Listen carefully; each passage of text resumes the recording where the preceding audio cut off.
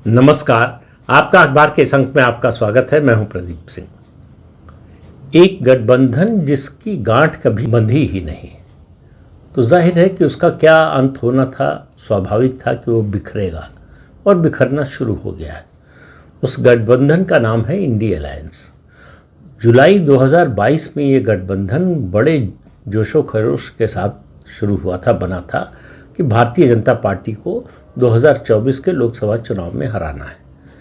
और उसका फॉर्मूला जो हमेशा विपक्षी एकता के बारे में जो कहा जाता है कि अगर सत्तारूढ़ दल के खिलाफ सारे विपक्षी दल एक हो जाएं तो उसे हरा सकते हैं। और वो बार बार ये देखते रहे हैं कि ऐसा केवल इस आधार पर सत्तारूढ़ दल नहीं हारता। ये जो गणित लगाया जाता है कि सत्तारूढ़ दल को इतने % वोट मिले और उसके खिलाफ इतने वोट पड़े, तो अगर सब मिल जाएं तो वो सारे वोट जो सत्तारूढ़ दल को नहीं मिले वो सब हमको मिल जाएंगे। ये कभी नहीं हुआ है, कम से कम भारत की राजनीति में तो मैं कह रहा हूँ कभी नहीं हुआ है। इसका पहला प्रयोग, इसकी बात मैं कई बार कर चुका हूँ, 1971 में हुआ था। 1971 में सारे विपक्षी यानी सारे गैर कांग्रेसी दल, उस समय गैर कांग्रेसवाद की राजनीति थी, कांग्रेस के खिलाफ इकट्ठा हो गए। गणित वही था कि कांग्रेस को कभी 50% या उससे ऊपर वोट मिला नहीं, उसको जो वोट नहीं मिलते उनकी संख्या 50% से ज़्यादा हमेशा होती है। तो हम सब मिल जाएं अगर विपक्षी वोटों का बंटवारा ना हो। सेफोलॉजिस्ट ने भी एक टर्म चलाई, इंडेक्स ऑफ अपोजिशन यूनिटी, कि अगर ये इंडेक्स हो जाए, बन जाए, तो सत्तारूढ़ दल को हराया जा सकता है। उस समय कांग्रेस सत्तारूढ़ दल थी, तो मतलब कांग्रेस को हराया जा सकता है। 1971 में इसीलिए महागठबंधन बना। सभी प्रमुख पार्टियां इसमें शामिल हो गई, राइट लेफ्ट सब। नतीजा क्या हुआ? कांग्रेस की प्रचंड जीत हुई। तो वहीं से विपक्ष को एक सबक मिला कि केवल ये अर्थमेटिक जोड़ने से, सत्तारूढ़ दल को जो वोट नहीं मिले हैं उनको अपना समझ लेने से सत्ता परिवर्तन नहीं होता। सत्ता परिवर्तन के लिए एक केमिस्ट्री चाहिए होती है, और केमिस्ट्री पार्टियों के बीच की नहीं, सिर्फ केमिस्ट्री विपक्षी दलों और मतदाता के बीच में। वो केमिस्ट्री ऐसी होनी चाहिए कि मतदाता को आप पर भरोसा हो, आपके नेतृत्व पर भरोसा हो, और जब ऐसा होता है तो बदलाव होता है। 1977 में ऐसा हुआ। जितनी कांग्रेस विरोधी पार्टियां थी ज़्यादातर लेफ्ट को छोड़कर सब साथ आ गई और एक नई पार्टी बनाई, जनता पार्टी। हालांकि औपचारिक रूप से वो पार्टी सरकार बनने के बाद बनी, लेकिन सब साथ आ गए। और उस समय इमरजेंसी के खिलाफ माहौल था, एक केमिस्ट्री थी अपोजिशन लीडर्स और जनता के बीच में कि इस सरकार को हटाना है, और इस सरकार के विकल्प के रूप में हम आपको देख रहे हैं। उस समय किसी ने नहीं पूछा कि आपका प्रधानमंत्री कौन होगा।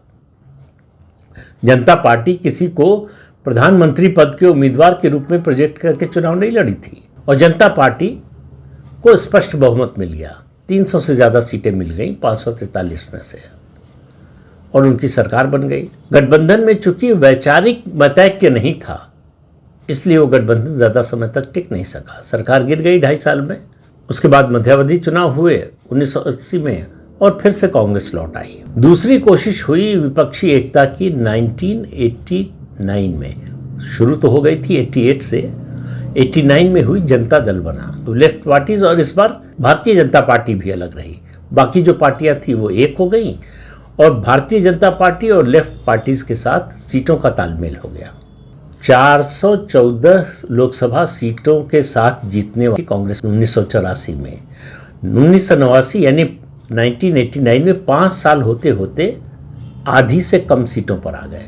196 या 193 सीटें मिली थी कांग्रेस को 1989 में, और जनता दल, भारतीय जनता पार्टी और लेफ्ट पार्टीज को मिलाकर लोकसभा में बहुमत बन गया, सरकार बन गई, विश्वनाथ प्रताप सिंह प्रधानमंत्री बन गए। क्यों? बोफोर्स के मुद्दे पर, भ्रष्टाचार के मुद्दे पर लोगों ने तय किया कांग्रेस पार्टी से छुटकारा पाना है, इनको हटाना है। और विश्वनाथ प्रताप सिंह के नेतृत्व पर भरोसा था। दूसरे जो नेता थे जनता दल में और उनका जो साथ दे रहे थे भारतीय जनता पार्टी और लेफ्ट पार्टीज के लोग, उन पर भरोसा था।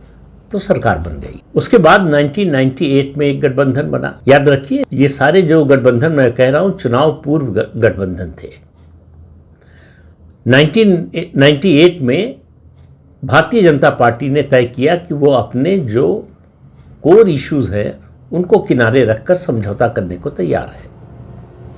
तो गठबंधन बन गया, एनडीए बना, नेशनल डेमोक्रेटिक अलायंस।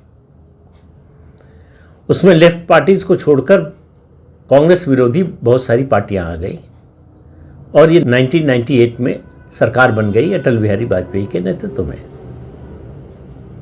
लेकिन 99 में एक वोट से सरकार गिर गई, फिर से चुनाव हुआ, मध्यावधि चुनाव हुआ और फिर से जो है एनडीए का गठबंधन चुनाव जीत गया। फिर 2004 में एनडीए का गठबंधन चुनाव हार गया। उसके कारणों के बारे में बहुत बार बात कर चुके हैं, इसलिए उसको दोहराने की ज़रूरत नहीं है। 2004 में कांग्रेस सत्ता में आई, लेकिन किसी चुनाव पूर्व गठबंधन के कारण नहीं, चुनाव बाद के गठबंधन के कारण। उस समय 2004 में भाजपा और कांग्रेस की सीटों में, लोकसभा सीटों में जो अंतर था वो सिर्फ 6 सीटों का था, लेकिन कांग्रेस को गठबंधन के ज़्यादा साथी मिल गए, इसलिए उसका बहुमत बन गया, उसकी सरकार बन गई। 2009 के चुनाव में चूंकि कंटिन्यूटी थी, सरकार बनी हुई थी, तो आप उसको कह सकते हैं कि चुनाव पूर्व का गठबंधन था, या उस गठबंधन को जो चुनाव के बाद 2004 में बना उसकी कंटिन्यूटी थी। फिर उसके बाद 2014 का चुनाव आया। देश के लोगों ने कहा कि ये गठबंधन का खेल बहुत हो चुका, अब हम गठबंधन पर विश्वास नहीं करेंगे, हम मिली जुली सरकार पर विश्वास नहीं करेंगे, एक पार्टी को बहुमत मिलना चाहिए। 2014 में पहली बार भारतीय जनता पार्टी को नरेंद्र मोदी के नेतृत्व में स्पष्ट बहुमत मिल गया। 2019 में उससे ज़्यादा बहुमत मिल गया, लेकिन 2024 में वो बहुमत कम हो गया। लेकिन, बहुत बड़ा लेकिन है, 2022 में जो गठबंधन बना, इंडिया अलायंस बना विपक्षी दलों का, वो गठबंधन वो लक्ष्य हासिल नहीं कर पाया जो 1977 में जनता पार्टी ने किया, 1989 में जनता दल ने किया और 1998 में एनडीए ने किया, कि वो सत्तारूढ़ दल के विरोध में जो वोट है उसको एकजुट कर सके। तो इसलिए 2024 में बीजेपी की सीटें भले कम हो गई, उसके कारण और हैं। उसका कारण इंडिया अलायंस बिल्कुल नहीं है, न तो उत्तर प्रदेश में जहां सबसे ज़्यादा कम हुई सीटें, न तो महाराष्ट्र में, न बिहार में, न राजस्थान में। इनमें से किसी राज्य में जो बीजेपी की सीटें कम हुई वो इंडी गठबंधन के कारण नहीं हुई, उसके कारण दूसरे थे, उन पर हम लोग कई बार बात कर चुके हैं। तो इंडी गठबंधन को ये ज़रूर है कि जिन राज्यों में वो मजबूत थे, और वो कांग्रेस के अलावा उसमें ज़्यादातर क्षेत्रीय पार्टियां थीं, तो जहां मजबूत थे वहां उनकी सीटें बढ़ गईं, तो उसका उनको फ़ायदा हुआ और बीजेपी की गलतियों का फ़ायदा हुआ। फिर भी वो सत्ता के दरवाजे तक नहीं पहुंच पाए। अब इस गठबंधन को देखिए, इस तरह का गठबंधन इस देश में कभी 79-80 साल में कभी नहीं बना। जो गठबंधन बने और अपना नेता न चुन पाए, ये गठबंधन आज तक अपना नेता नहीं चुन पाया। नेता तो छोड़िए, कन्वीनर तक नहीं अपॉइंट कर पाया, अपना दफ्तर नहीं बना पाया, अपना कोई विजन डॉक्यूमेंट नहीं पेश कर पाया। 2024 के चुनाव में कहीं साथ कहीं खिलाफ, लेफ्ट पार्टीज जो है इस गठबंधन में शामिल हैं, लेकिन केरल में लेफ्ट और जो है कांग्रेस एक दूसरे के खिलाफ लड़े। टीएमसी इस गठबंधन में शामिल है, लेकिन 2024 में कांग्रेस और टीएमसी, सीपीएम और कांग्रेस एक साथ और टीएमसी अलग, उनके खिलाफ लड़े।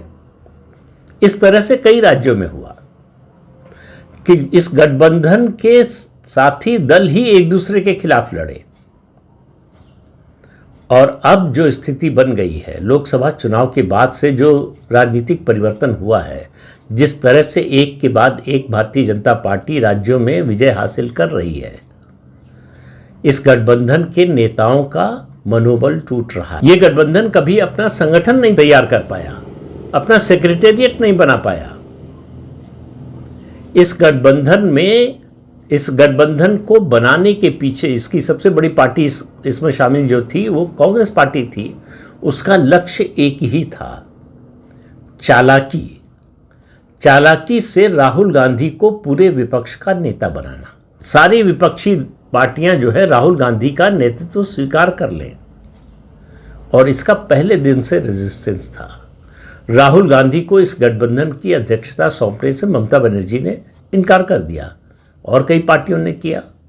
एनसीपी भी इसके पक्ष में नहीं थी, और उसके अलावा उस समय नीतीश कुमार जो कि उस गठबंधन में शामिल थे, उनकी पार्टी भी इसके पक्ष में नहीं थी।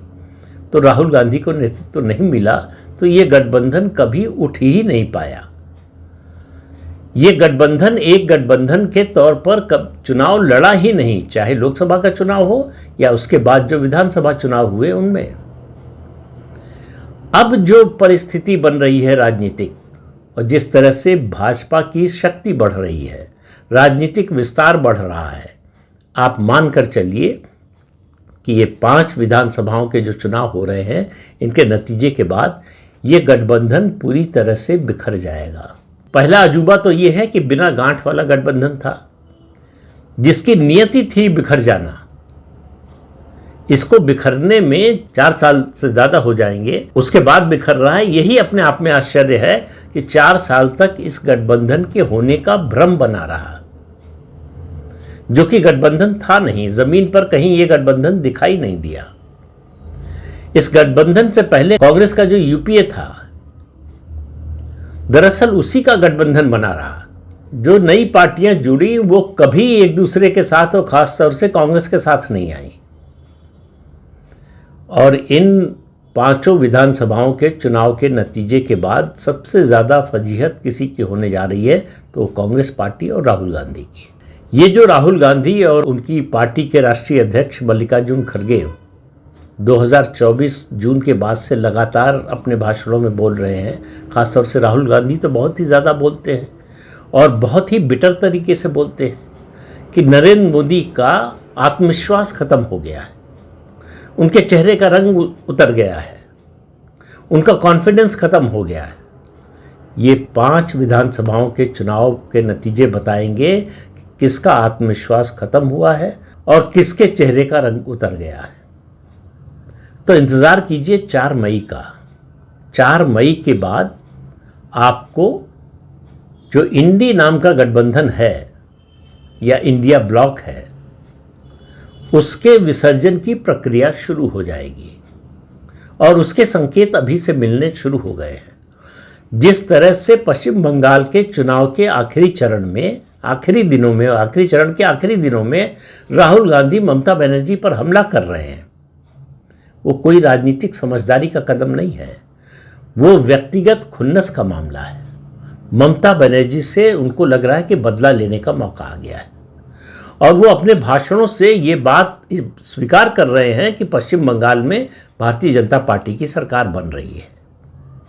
अगर उनको ज़रा भी संदेह होता कि नहीं टीएमसी या ममता बनर्जी फिर से आ सकती हैं, तो ये जो आपने भाषण सुने हैं पिछले 4-5 दिनों में राहुल गांधी के, ये सुनने को न मिलते। तो उनको पक्का हो गया कि ममता बनर्जी सत्ता से जा रही हैं।